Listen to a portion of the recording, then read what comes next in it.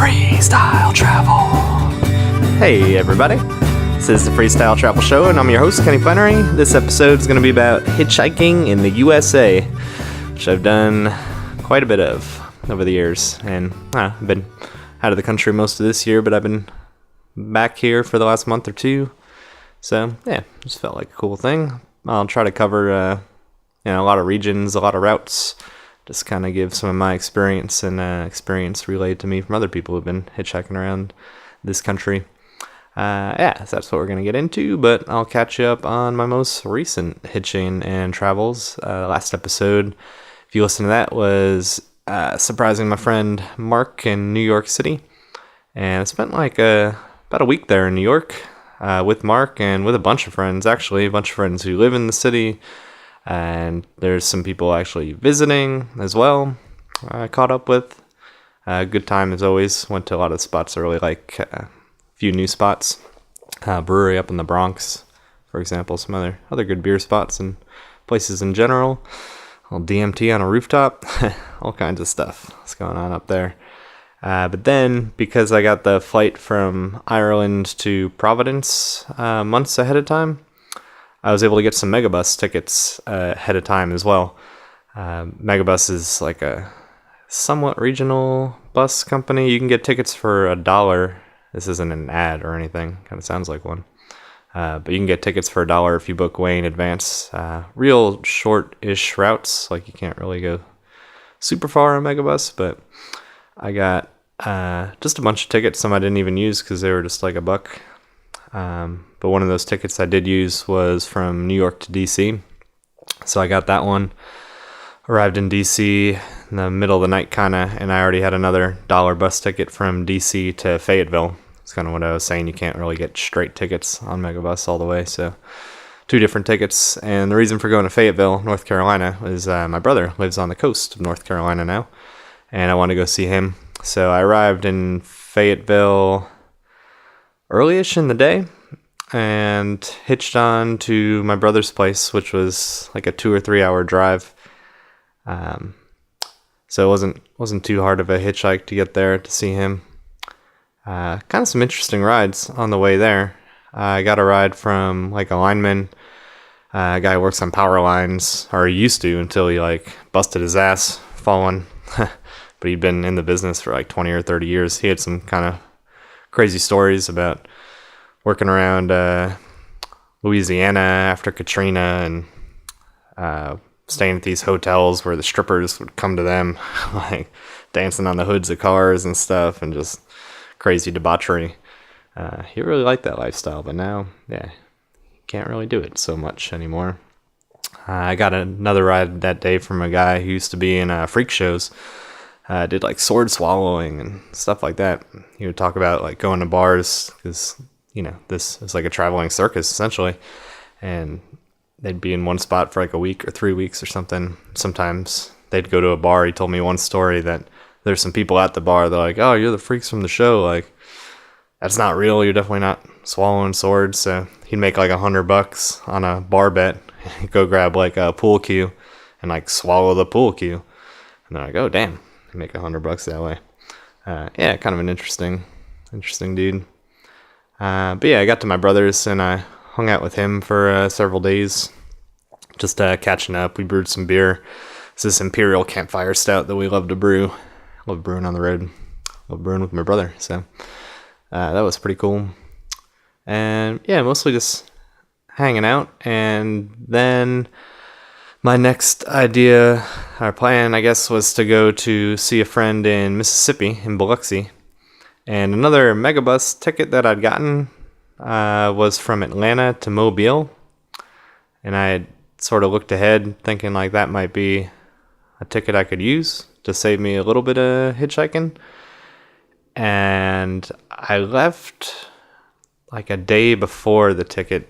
And I got only as far as I was still in Georgia, and actually spent a night. I had a friend where I landed by nightfall, so just had a good night catching up with him and another friend of his, drinking some good beers, catching up. He'd done the Colorado Trail, So he was telling me stories about hiking that and the hitchhike back, his first real big hitchhike across the country, Colorado, getting on back towards Georgia.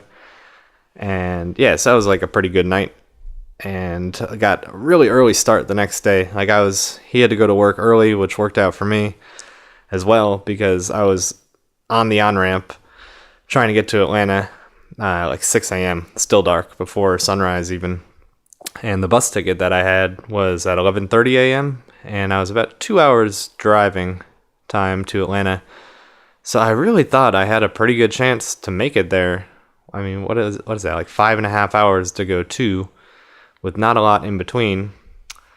I really thought I had a good chance to make it, but it was just a slow morning. So I got a few rides, and then I got to the point where I was like, yep, definitely not going to make it. And then a truck pulled over in the shoulder of the road, like way far enough ahead where I didn't even know if he had actually stopped for me or not. But finally made it up to him. Sure enough, this guy had stopped for me, and he was going towards Montgomery in Alabama. And by the time we rolled into Atlanta, it was 11:30, and he wasn't even close to where the bus was going to be. So, I missed that kind of free ride, essentially. That would have gotten me to Mobile by that late afternoon. So it was a little bit of a bummer, but at the same time, at least he was going through Atlanta and all the way to Montgomery. So that was another 2 or 3 hours past it, because at that point I was going to have to hitch all the way. So did that, cruised with him, caught up on some sleep as well, which was kind of nice. He was on the phone a lot, and eventually he just said, if you want to go to sleep in the back, that's cool. So I caught up on some missed sleep from the night before. And yeah, caught some more rides. Didn't quite make it all the way to Biloxi, where I was heading that day. But, made some pretty good progress. And by the next day, I caught a bunch more rides and got on down there to Biloxi. Met up with my friend there and hung out in Biloxi for pretty much the past week. I was down there just hanging out, talking about lots of ideas and stuff that I'm going to be doing going forward. Probably have more to talk about here in January about some of that. Lots of ideas floating around. And yeah, now I've started making my way towards Memphis, which was pretty much the main reason for me being in the United States right now at all, actually. I've got a good friend getting married there this Sunday. I'm recording this on a Friday. So I got a ride up to Jackson, Mississippi. I got here yesterday. And yeah, found a couch surfer here that I stayed with last night, and I'm in his guest room right now recording this. So we caught up at this cigar or beer spot in Jackson called Hops and Habanas. If you're ever in Jackson, Mississippi, it's a pretty cool spot actually. And they had 24 beers on tap and big walk-in humidor, plenty of cigars to choose from, and then also plenty of fridges with to-go beer that I assume you could probably drink there too. Unexpected good spot. We might hit a brewery later too. Maybe the only brewery in town, the only one that came up in Google Maps. Lucky Town. So gotta check that out. And then tomorrow morning, I'm gonna get as early of a start as I can and hitch on up to Memphis and let all these wedding shenanigans begin. So I'm looking forward to that. And yeah, and then maybe go to Nashville, Indianapolis, what it's looking like, and make my way out west. I got some stuff going on in Wyoming. I'm sure to catch you up on in the episodes to come. So yeah, that's all caught up with what I've been doing lately. And yep, so let me just jump into hitchhiking in the USA. Like I said, I've done quite a bit of it. So if you have been or are thinking about hitchhiking around this country, listen up. Hitchhiking in the USA. This country is freaking huge. I looked it up. I think I mentioned this in an earlier episode, but I looked up driving directions from, I think, Edinburgh, somewhere in Scotland, to Istanbul. And then I looked up driving directions from Seattle to Miami. And Seattle to Miami is 10 hours longer by car to drive. So basically, the United States to 48 is about the same size as Europe, but it's just one country. And it's still diverse. I mean, obviously in Europe, you're switching languages here and there, and currency from time to time, different cultures. But United States, you don't get as drastic of changes like that, but you certainly do with the scenery and the geography, and to an extent the mentality of people, and on a general level is different in different patches of the U.S., which can make it a little different. Hitchhiking, or what you can expect, can be a little bit different. Like anywhere else, hitchhiking's typically easier in places where there's outdoor stuff going on, beautiful places, mountain towns, for example, especially mountain towns, because there's a lot of people who will hitchhike just to go skiing, locals, or to get back to their car after kayaking, things like that. So people are more used to seeing it. Big hiking trails, the Appalachian Trail, the PCT. People are used to seeing hikers out there trying to hitchhike to or from town to resupply. So it's pretty easy to get picked up in places like that. So you can make general statements like hitchhiking in Colorado is really easy. Anywhere near those bigger trails, national parks, for example, pretty easy. There's a lot of national parks in this country. I've heard that it's technically illegal to hitchhike in national parks. I don't know if that's totally true, but like many laws in this world, it also doesn't really matter, because it's easy just to play dumb or just know that most of the time those sort of things aren't going to get enforced. I'll talk about interstates here in a second, and that's another thing. Walking on interstates in some states is illegal. Most states, actually, it's illegal to walk on the major interstates. But again, sometimes you kind of have to. If you're in the middle of nowhere, it's better to be on the interstate where all the traffic can see you and potentially pull over, versus waiting on an on-ramp where to one car an hour is getting on. And most police are sympathetic. They see what you're doing, and they might come on strong, but usually give you a pass if you play kind of dumb or grateful. And a lot of times you should be grateful. I don't know, I've gotten like a 40-mile ride one time from a cop from the Grand Canyon to Flagstaff. I've gotten plenty of rides from cops, actually. Sometimes to the next exit, or sometimes they say to the next exit, but then you're like kind of carry on. They taken me a few exits up to a better spot, to like a truck stop, for example. So, there's difference between laws on the books and the discretion of police to enforce those laws, versus just keep the peace, have a good time. So, the interstates are the fastest way to get around the U.S., basically. I know some people like to hitch back roads or non-highways just out of principle or for kicks or whatever, but in general, the highway system in the U.S. is pretty good, and there you can move pretty fast, especially out west. There's a little more distance between some of the bigger cities, where it's more congested in the Northeast, for example, or New York, Philly, Boston, D.C. are all kind of squashed together. You get out west, and it's sometimes 4 or 5 hours in between significant cities. So it's kind of nice when you get a ride, and you got a really good chance of getting a good 4 or 5 hour ride sometimes out west.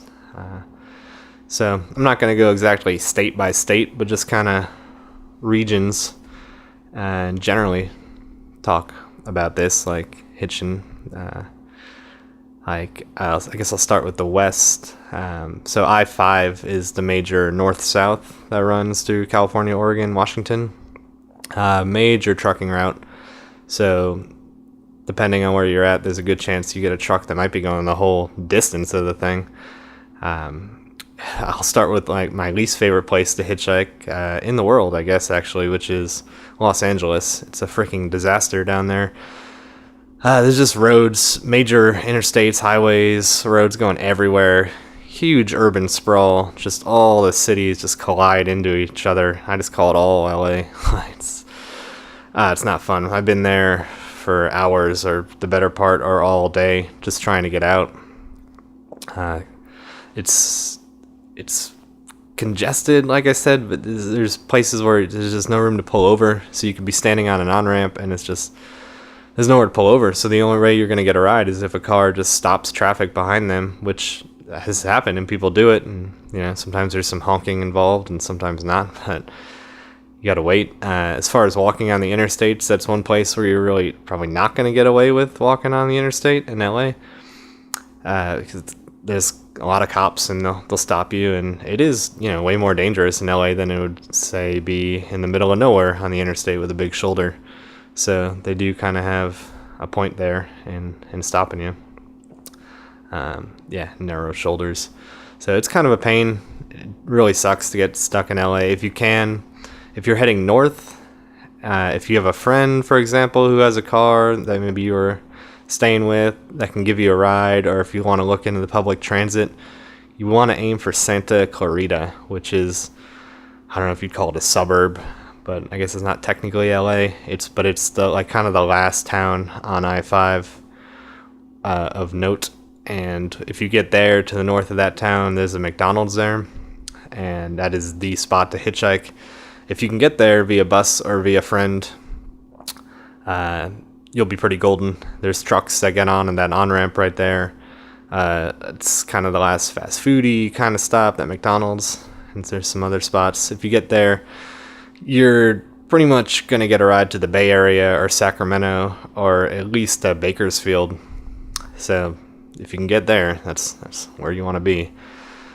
You definitely don't want to be in the thick of Hollywood or something, because it can take a while.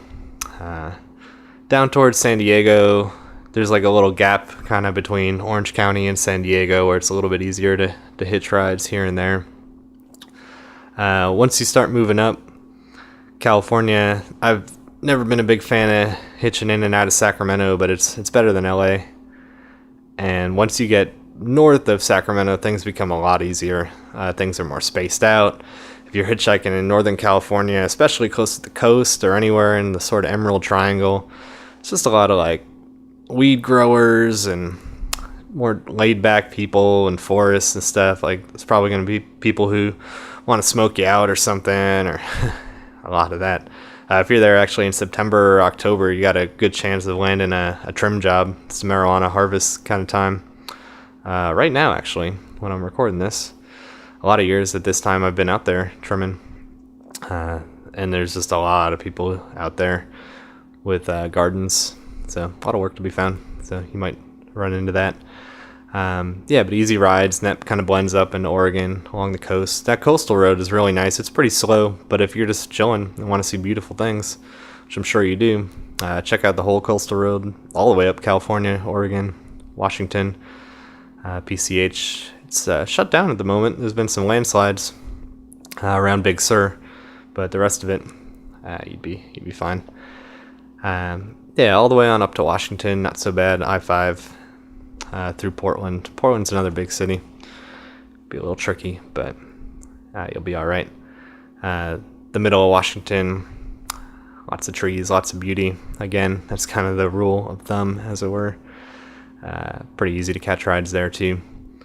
Then once you start getting towards Vegas, like I said earlier with the breakaway kind of stuff out west, once you break out of LA, if you get to the fringes of LA, it's easy to hitch a ride to Phoenix, for example. Not a ton in between, and it's a major route, so you could easily make it from LA to Phoenix in a day if you're on the outskirts of LA. Like I said, it's easy to get stuck in the thick of that. Same thing with Vegas. If you're on the outskirts of LA, you're almost definitely going to get to Vegas in a day. And hitchhiking out of Vegas, you could get to Salt Lake City in a day pretty easily. Obviously, get down to LA, you get from Vegas to Phoenix in a day. From Phoenix, you could get to LA in a day. You could get from Phoenix to Vegas, Phoenix to Tucson, of course. Tucson's just a little bit south. Phoenix is a big spread out city as well, like really spread out. Like, takes more than an hour to drive across it with traffic and everything else. The one good thing is that the highways there are pretty new, pretty good roads. So most of the on-ramps, there's plenty of room for cars to pull over. So even if you kind of like have to inch your way across, at least it's not like LA where there's nowhere for people to pull over generally. So you got that going for you. But again, it is a big spread out city, so it can be tricky, but a little bit easier than Los Angeles. And yeah, heading east from there, LA, you got I-10. So the way the interstates work is their even numbers go east-west, odd numbers go north-south. And that starts with I-10 across the bottom of the country all the way up to I-90, which starts in Washington. That'll take you all the way to Boston, actually. But yeah, I-10, that starts heading towards all the way through Texas, actually, New Mexico. And roads like that, I-10 and I-40, you are gonna most likely get a really long ride if you keep on hitching that. Like if you're trying to get all the way to the East Coast, chances are you're gonna eventually get a ride from a road tripper or a truck driver who's just going a distance.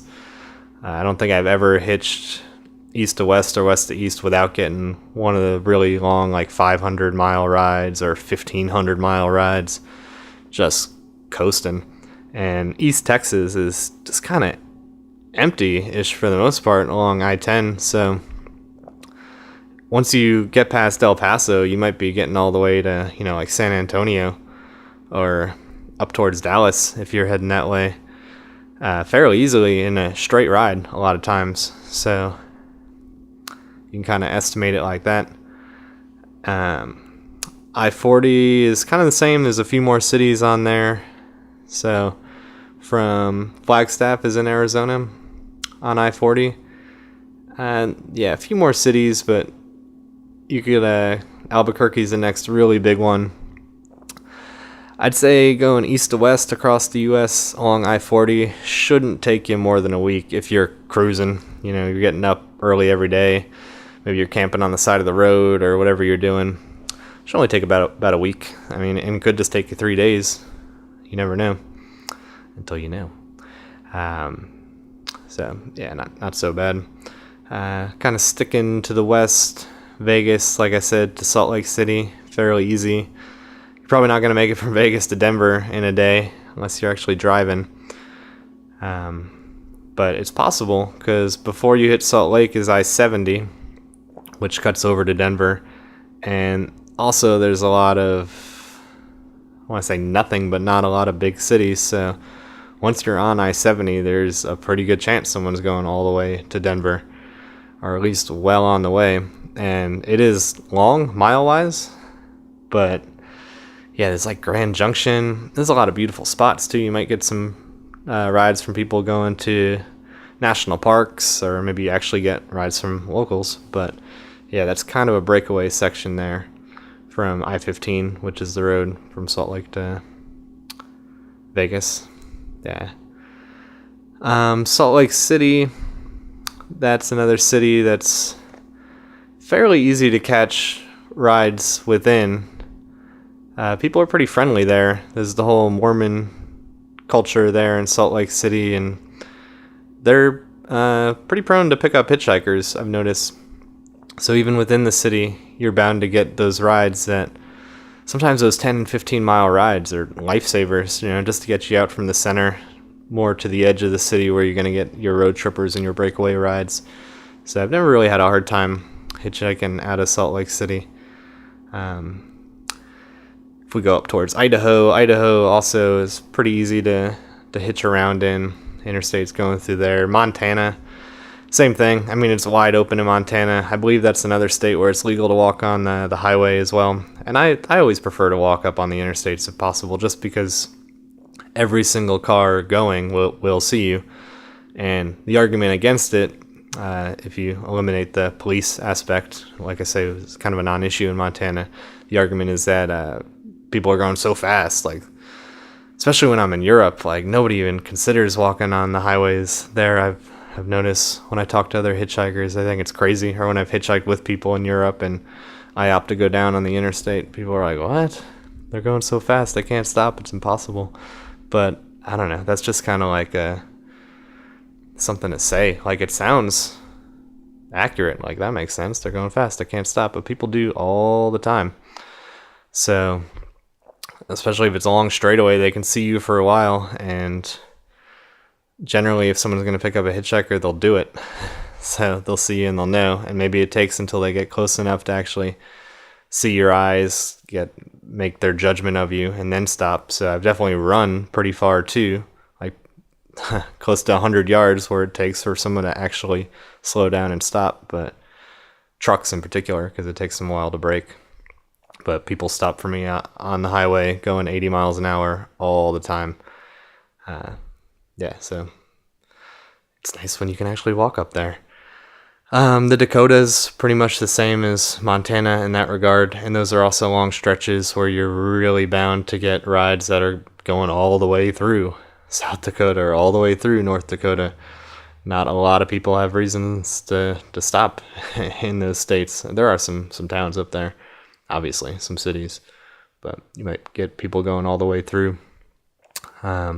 Nebraska, geez, that's a perfect example. You're going to see a lot of corn in Nebraska along I-80 and Wyoming too.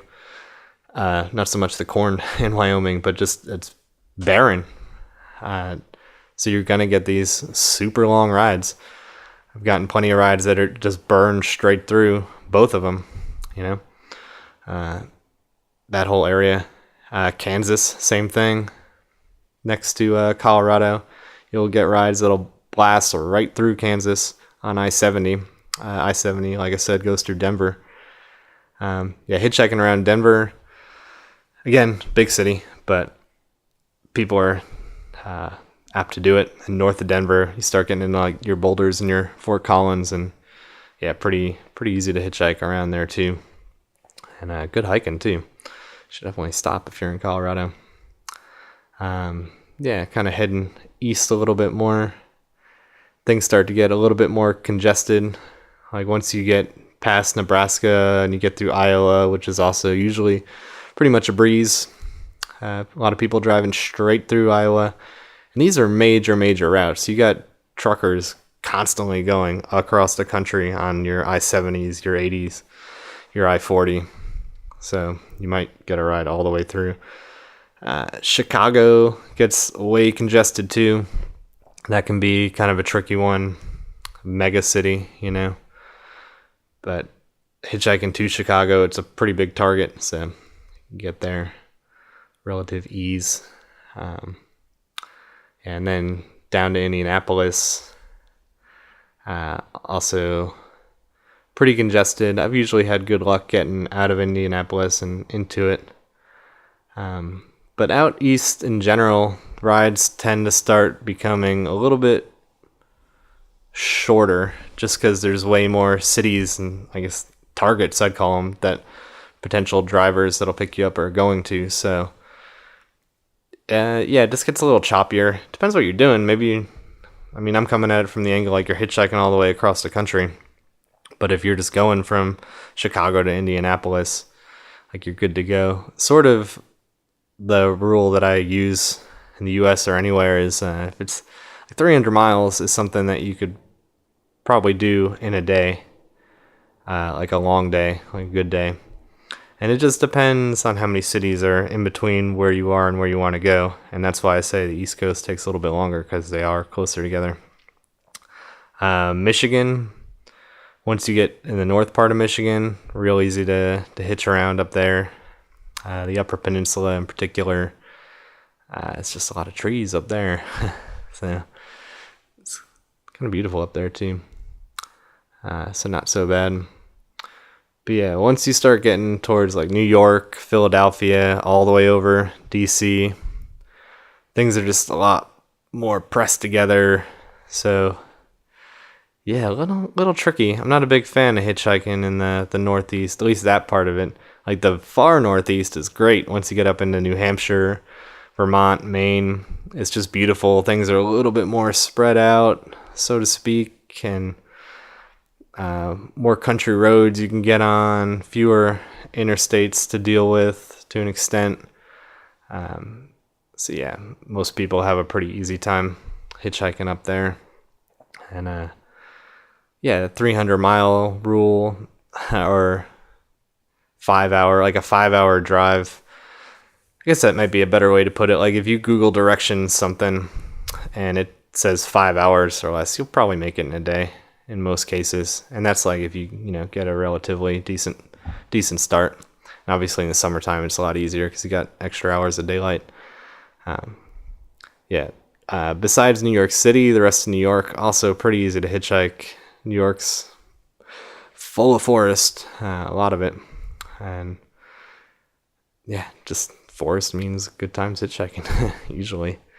So getting down the East Coast, there are a lot of cities, but I-95 is the big north-south that goes from Florida all the way on up, and it's just a major road, so you'll just see license plates from all over when you're on that highway. So if you get to a truck stop or a good busy spot on I-95, you do have a pretty good chance of getting a long ride, a real long ride. So you just got to get kind of lucky though sometimes because there are all the cities along the way. But it might take a lot of rides, but you'll get picked up fairly quick in between in most cases. And then there's spots in between the interstates where things get slower, just because there's not as much traffic on those roads. But yeah, not too bad in general. Florida's not too bad. Getting on down there to the Keys. I've been all the way down to the Keys and up and down each coast, and there are a lot more towns and cities, so you'll get some choppy rides, but cutting across the state's usually fairly easy. It's a little wonky sometimes in my experience, but yeah, not too bad. And then as far as like culturally around the states, that was a little blip. Yeah, culturally a little different. Like you can expect in the South, hitching is not too bad. I mean, I talked about how I hitch from North Carolina. Yeah, sorry for that glitch. North Carolina on down to New Orleans, or not New Orleans, Biloxi. Rides are pretty quick, but yeah, it's called the Bible Belt, I guess, for a reason. I've definitely been preached at quite a lot. So yeah, I don't know if that's an issue for you. Just be ready for that. There's going to be a lot of Jesus talk, and I don't know, it may or may not bother you, but I've been like asked to be sworn into Christianity a few times, or people throw pamphlets at you down there. It's a fairly common experience down there in the South. Like I'd say it's kind of like in California, you're just as likely to get a joint as you are to be offered a Bible or some sort of lecture in the South. So yeah, whatever, if that bothers you, then just keep that in mind. But yeah, it's kind of as much as I got to say about hitchhiking in the U.S. A lot of it's the same as Europe. Like wait times are pretty much the same on average as they are in Europe, as they are in Asia, as they are in Australia, as they are in the U.S. in general. In grand terms, like usually 20 minutes you get a ride, 20 minutes to 45 minutes, I'd say. Yeah, so pretty fun. And also other things to not totally expect but can happen are people are pretty nice. So you might get people offering to let you spend the night. That's I'd say even more common in the US. I've had that happen than in parts of Europe or Asia. I mean, it happens all over the world, but people offer to take you in quite a bit. Or I didn't mention it in the intro, but on the way from North Carolina to Georgia, I had someone take me home to their family just to have dinner, and then got me back on the road after dinner. Dropped me off a city over. That was really nice, actually. Met their family pretty quick. Yeah, so things like that are very, very common, and don't be afraid. I know one time in West Virginia, I was hitchhiking with this friend, and we had a guy like take us to his cabin in the woods in the middle of the night. You know, I'd get out and like open his gate and then go in, and walked in his house. He had like shotguns here and there, and But he's totally a cool guy. So, I mean, you could approach it like it was something starting to look like it was out of a horror movie or something, but in the end, it's just a dude who lives in a cabin who's nice enough to take some people in on a pretty cold night. It was actually snowing pretty hard that night. Yeah, people are generally really, really nice. A lot of people offer you food just in general, like from the side of the road, just stop at a fast food joint or something like that.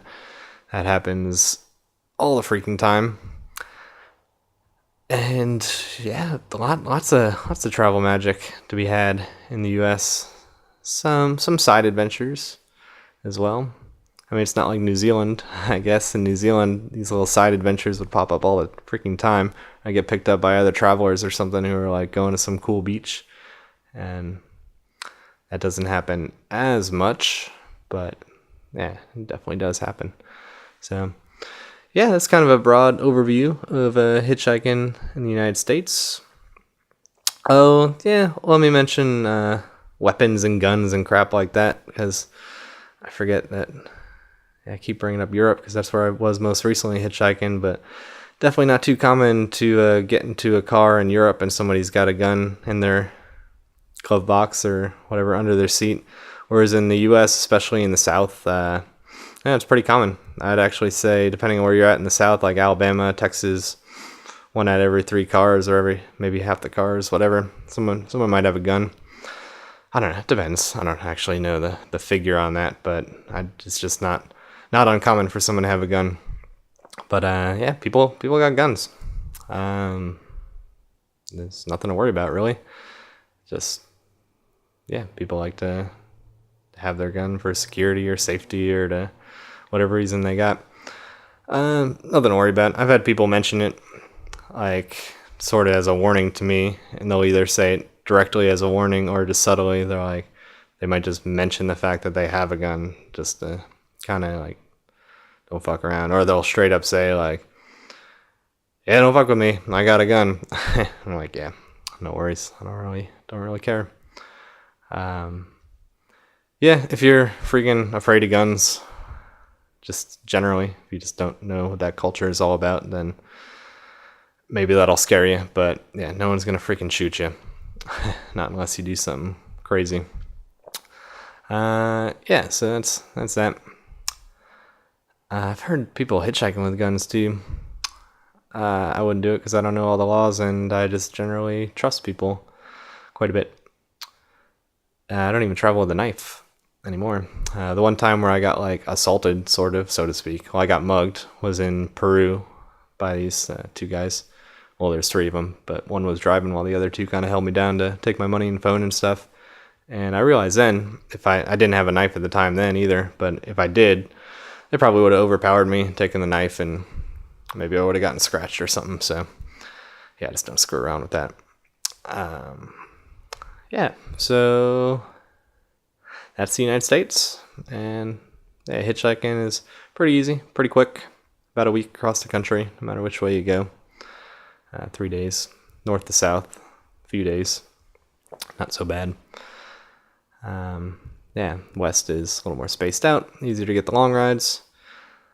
That's generally how it goes. So have your fun hitchhiking in the USA, meet some cool people, hear all the stories.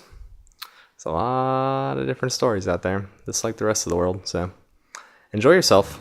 It's the USA. All right. Yeah, hitchhiking in the USA. I'll be doing a lot of that here coming up tomorrow. Like I said, hitchhiking up to Memphis. Gonna have some fun at the wedding. My general idea is to hitchhike to Nashville after that. Catch up with a friend there for a day or 2, up to Indianapolis to see another friend for a day or 2 or so, and then I'll be racing to Wyoming. I'll be house sitting there in Wyoming for pretty much all of November, or at least a good few weeks of it. So I might stop in St. Louis for a day or 2 on the way, I'm thinking, and then definitely stop in Boulder. My brother lives there. Different brother than the one in North Carolina. And then, yeah, pop over to Wyoming. But I'll catch you guys up on that as it's happening. And yeah, should be easy. Just since this episode was about hitchhiking in the U.S., I'd say I'm in Jackson, Mississippi, and I expect I'll get to Memphis. It's a 3-hour drive, and I'll definitely get there in a day. From Memphis to Nashville will definitely be a day. Nashville up to Indianapolis should be just a day. There's only Louisville in between. I think it's about a 4-hour drive, so as long as I get an early-ish start, if I get on the road before like 11 a.m. or something, before 10, ideally earlier than that, I'll definitely make it up to Indy in a day. Indianapolis to St. Louis, freaking day for sure.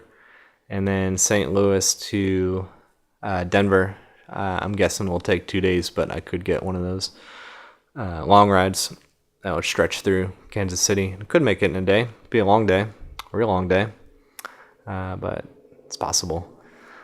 Yeah, that will be easy and fun. It's going to be, a lot of fun coming up.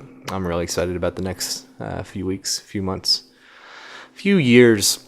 It's just going to be good times all ahead. So the next episode will be recorded somewhere, and you can listen to it wherever you are. That's it, everybody. I will see you down the road. With all my shit straight, I'll get my big break.